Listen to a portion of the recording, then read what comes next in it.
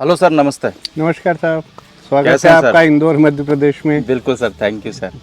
Sir सबसे पहले एक बार अपना नाम बताएं। मेरा नाम यशवर्धन सिंह है, मैं एमपी राइडिंग क्लब का प्रेसिडेंट हूँ। ओके। और सर अपने पास में, खुद के पास में कितने घोड़े हैं? हमारे पास 5 घोड़े हैं। 5 घोड़े हैं। जी। तो स्टालियन भी है सर कोई? स्टेलियन है। किस लाइन का है? स्टेलियन की आपको लाइन पवन सिंह जी ने बताई होगी सारी पिछले इंटरव्यू में। अच्छा, गुलजार लाइन का। जी। ओके। तो सर मैं चाहूँगा कि आप आज के टाइम पे आपकी नज़र में, जैसे कि आप घोड़ा लाइन में, मेरे को लगता है कितना टाइम, बहुत टाइम हो गया 40-45 साल हो गए। 40-45 साल हो गए। जी। तो मैं चाहूँगा कि आपकी नज़र में आज के टाइम में मारवाड़ी घोड़ा क्या है, यानी कि किस नज़रिए से देखते हो आज के टाइम में आप मारवाड़ी देखिए, घोड़े को? मारवाड़ी घोड़ों का टाइम अब शुरू हुआ है। हम्म। कुछ 4-5 सालों से लोग पहचानने लगे कि इंडिया में कौन कौन सी ब्रीड है और मारवाड़ी ब्रीड की क्या खूबी है। हम्म। तो मारवाड़ी घोड़ों में अभी बहुत पोटेंशियल है, इस पे बहुत काम होना बाकी है अभी। ओके। अब लोग अच्छे से ब्रीडिंग कर रहे हैं, हम्म। इन ब्रीडिंग ख़त्म कर दी है, सोच समझ के अच्छी घोड़ी ला रहे हैं, अच्छे घोड़े से उसको क्रॉस करा रहे हैं और अच्छे रिजल्ट आ रहे हैं। और उसी का अपन रिजल्ट देख रहे हैं कि जो भी शो हो रहा है वो अच्छे से अच्छा होता जा रहा है, कंपटीशन टफ होती जा रही है। तो सर जैसे अगर आज के टाइम की बात करें, जैसे आप 40-45 साल से, तो पुराने टाइम में मेरे को लगता है कि हाइट का इतना क्रेज नहीं था, है ना? हाइट लोग का सुंदरता क्रेज पे नहीं था, सुंदरता का तो था, पर था क्या पहले? हाइट कैसे बढ़ी है? हाइट बढ़ी है सिलेक्टिव ब्रीडिंग से। ओके।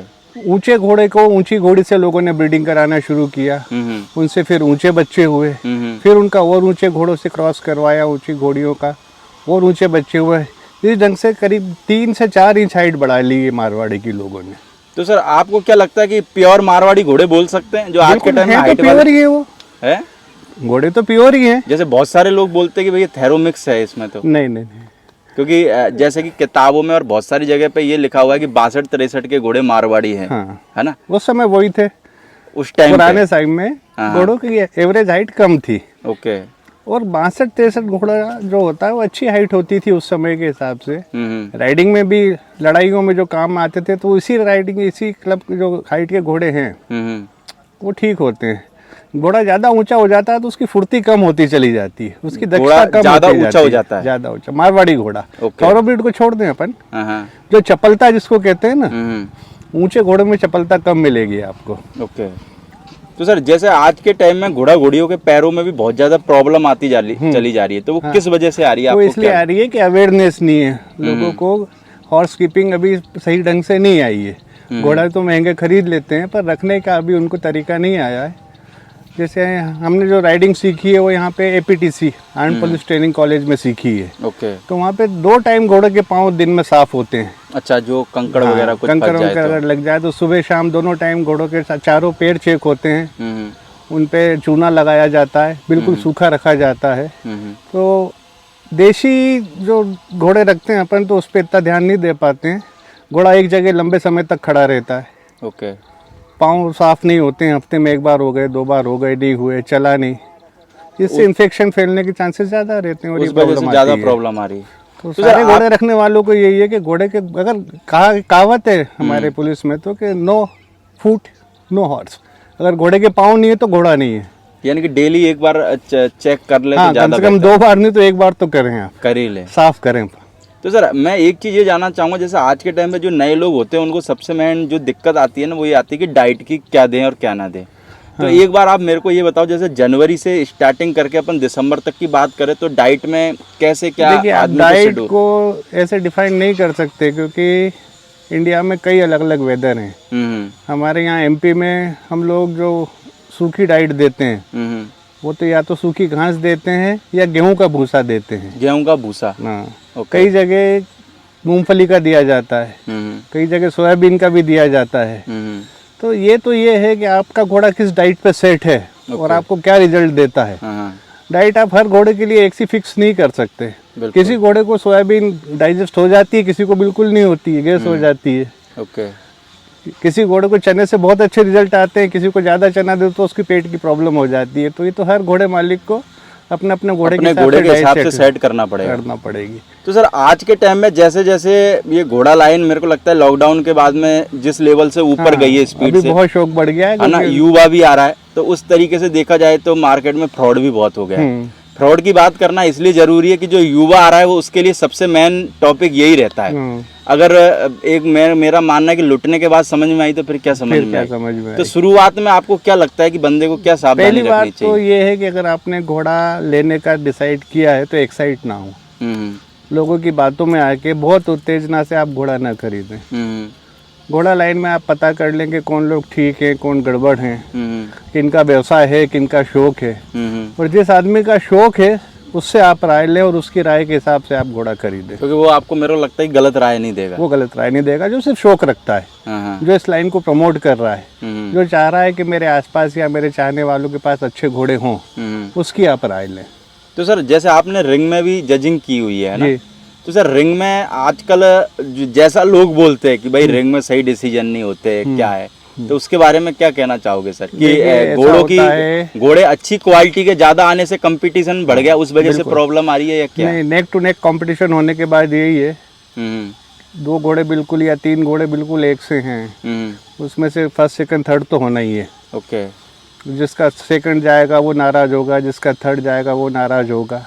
अगली रिंग में देखते हैं हम, वही जो घोड़ा थर्ड था वो फर्स्ट आ जाता है। अच्छा।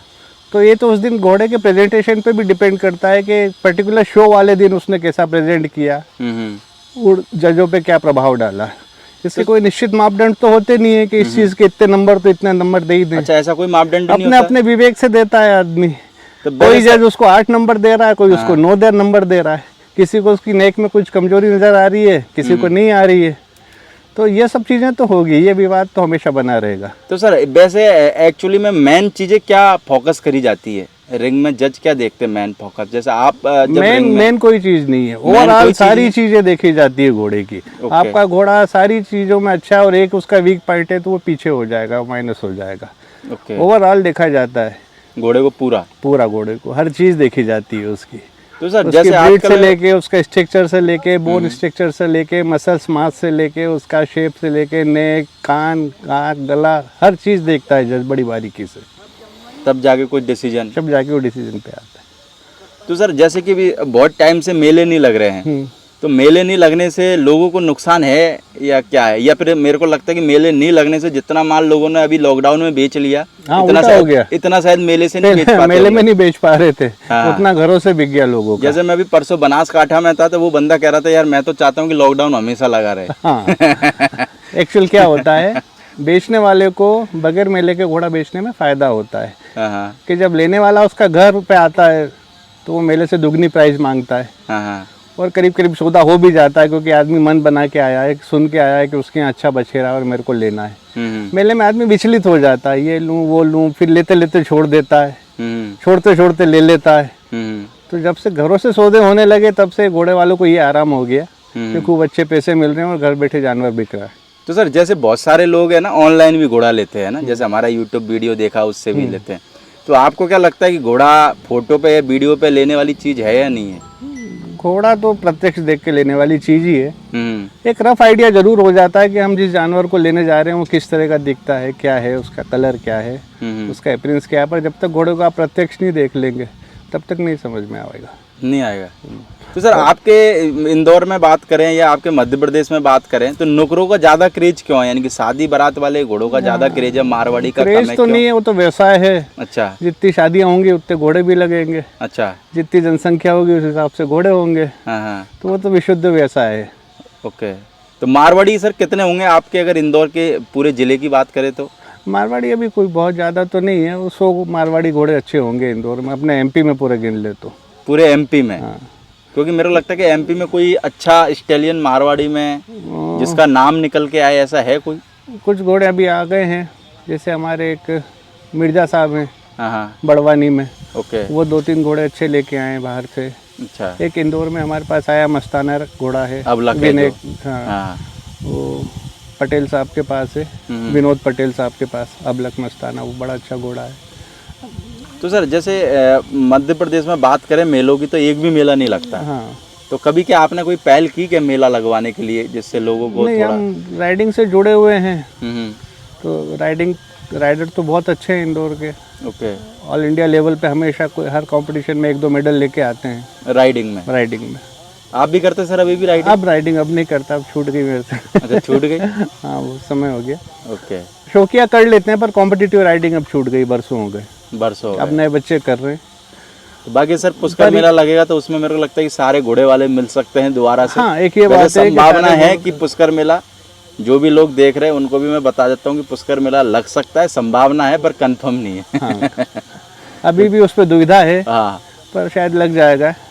कोई क्योंकि नोटिफिकेशन आया तो है गवर्नमेंट का, गवर्नमेंट तो वो का, स्थानीय हाँ, उसमें मेले वगैरह का आया है, कलेक्टर पे छोड़ा है कि वो हाँ, अपने विवेक से निर्णय ले सकता है। हाँ, अब उसमें ये कि अब सारे घोड़े वाले मिलके थोड़ा जोर लगाएं तो कुछ हो सकता है। हाँ वो भी है। अगर सब एक दूसरे के भरोसे रहेंगे तो फिर नहीं लगेगा। हाँ सबको संगठित होकर ये करना चाहिए बिल्कुल। कि कोविड की जो गाइडलाइन है उसका हम ध्यान रखेंगे और आप लगाइए, शासन से निवेदन करना चाहिए तो मेला लग जाएगा। पंजाब में तो लगे ही रहे। हाँ, पंजाब में तो चालू है। ओके सर, थैंक यू हमको टाइम देने के लिए और कुछ जानकारी देने के लिए। Okay, thank